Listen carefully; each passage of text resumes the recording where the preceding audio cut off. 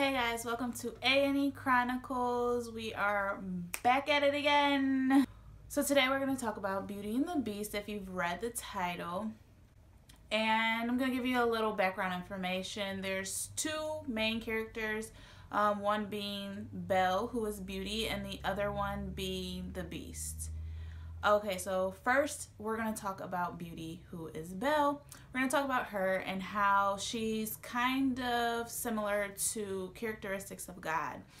I'm not saying that she is God. I'm not saying that the writers actually made it to symbolize God and his attributes. But when I was watching it, these were some of the things that I took from it from a spiritual standpoint. A little bit of background information. So Belle is in this little small town, and there's this guy that is like really infatuated with her. It's like curving him like, boy, bye.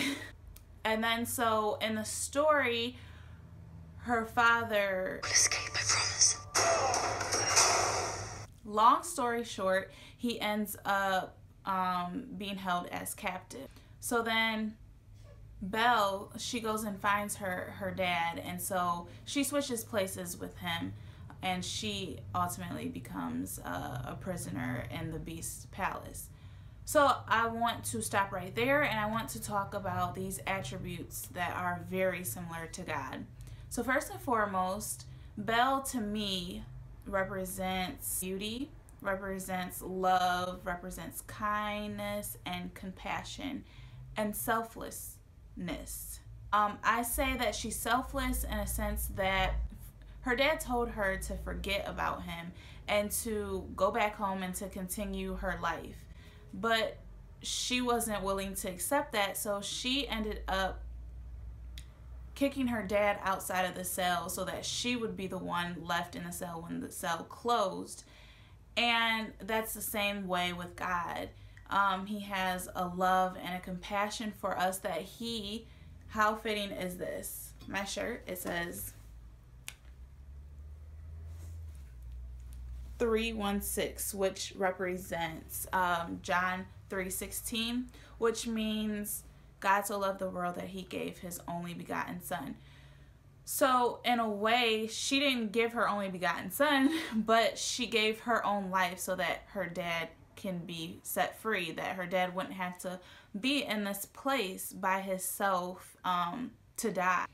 And so that's very much how God worked. Throughout the story, she begins to find herself in this relationship with the Beast where she's beginning to see beauty in him, and she's beginning to find herself in love with him. And so that's what God is. He loves us past our flaws. He loves us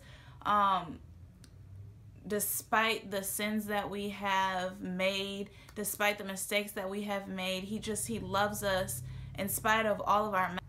We can say that she has wisdom as well, and so God, he has wisdom. So sometimes he'll direct us into the right path because he sees things not for what they are, not for the right now moment, but he sees what they ought to be, what's going to happen next, the final result. And so that's kind of the wisdom that Belle had. She had that wisdom with Gustave.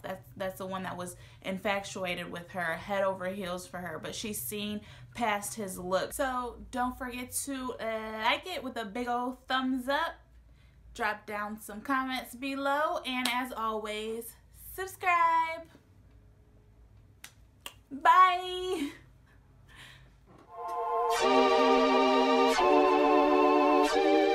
What we got if we don't got? Love, love, love.